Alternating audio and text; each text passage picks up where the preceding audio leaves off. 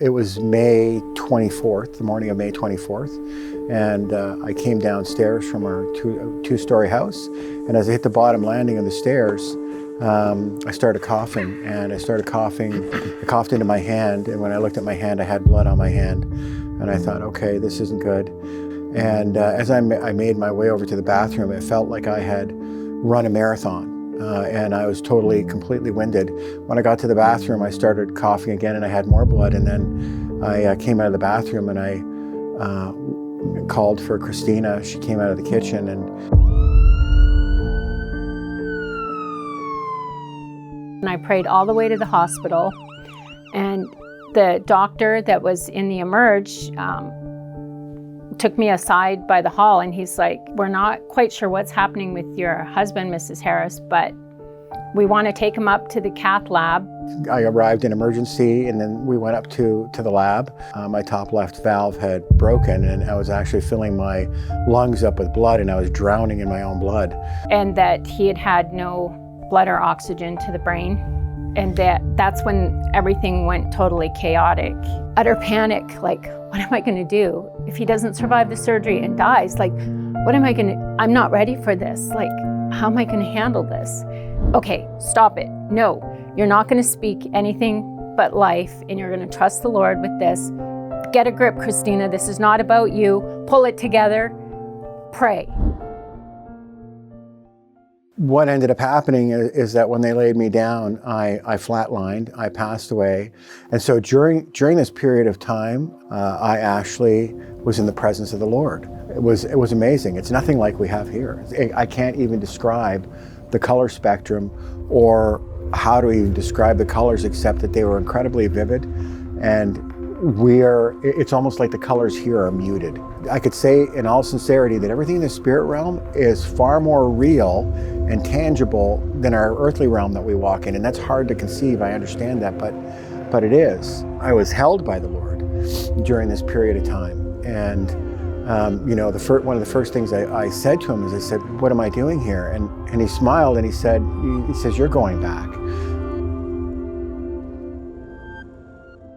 Well, they didn't tell me that he had passed away on the operating table in the OR. They just said the trauma he had gone through, his recovery was going to be very challenging. And because he had been without blood and oxygen in the cath lab for so long, they were expecting neurological damage.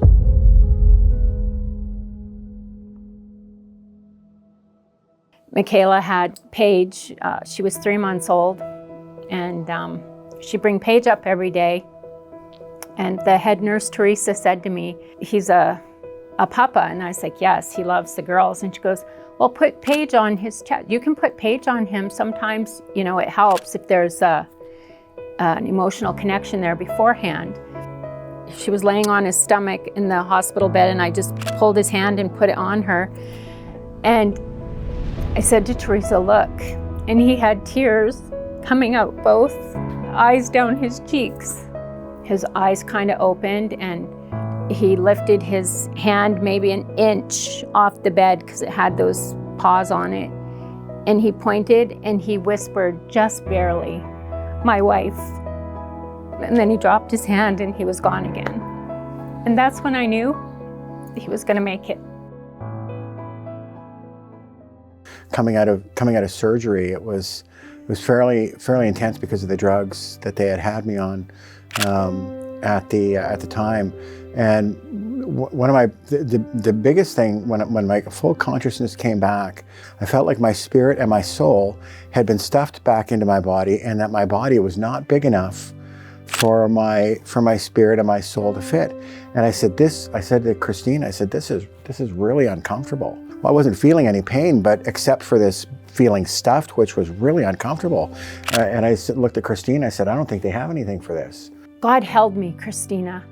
God literally pulled me in and had his arms around me and held me close through the whole time. And he said, and when he put me back, I knew I'd be okay and I would have no mental damage or ruined in any way, because he took everything out of my physical shell and held it close until it was all over and done.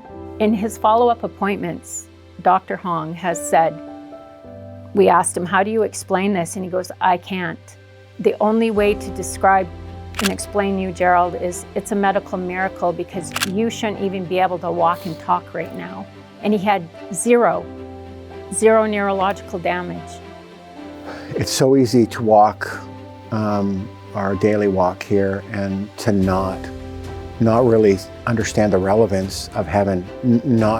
It says in God's word, heaven is more prevalent than our walk here. That's true, based on my experience. And it is much better over there than it is here. I mean, there's absolutely no comparison. Create love memories. Love memories are the best thing. Create as many love memories that are found in love as you can, because you get to keep those, you get to experience them, you get to remember them. And on the other side, it becomes precious. Prayer really works, because when he woke up the first time, he said he heard hundreds of people praying. He could hear them behind him and around him. He couldn't see or understand totally where it was coming from, but he knew it was prayer, and he knew people were praying specifically for him, and it made a difference. Yeah, it did.